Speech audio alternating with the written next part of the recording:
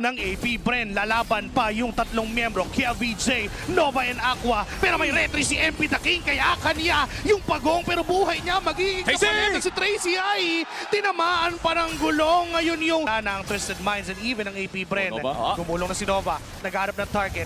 Tracy doon lang sa gitna at inaasawa lang sila ni Kia VJ and James lang sa retribution sa makakasecure ng pagong. Patay pa si MP The King, pero si Shizu ay kakarampot yung buhay, kaya aatras at aalis. Si Kia VJ ay tuloy pa rin sa gitna, kaso nga lang ipapan pa sila to go in and out of the team fight. Teka lang ha, KLVJ, AP Bren, trying to make a play. Nosha, natulak niya, pero teka lang, papasok pa rin! Sabi yung retry ni James Punks, pero enough ba yung damage para patayin si Nosha?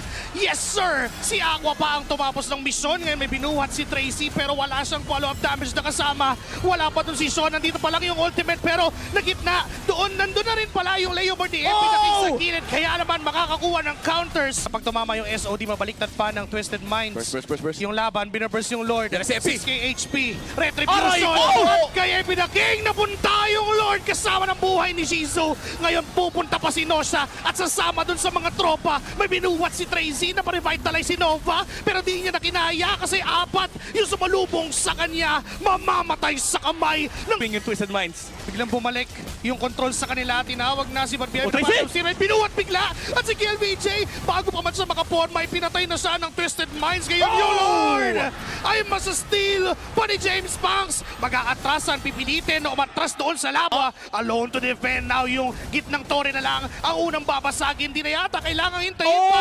At hinintay pa nila na lumabas yung Lord at yung mga minions bago nila subukan na pasagin yung base. Ngayon may minions pang dala, may karaman pang natira. Tumba na si James Punks, ngayon butas na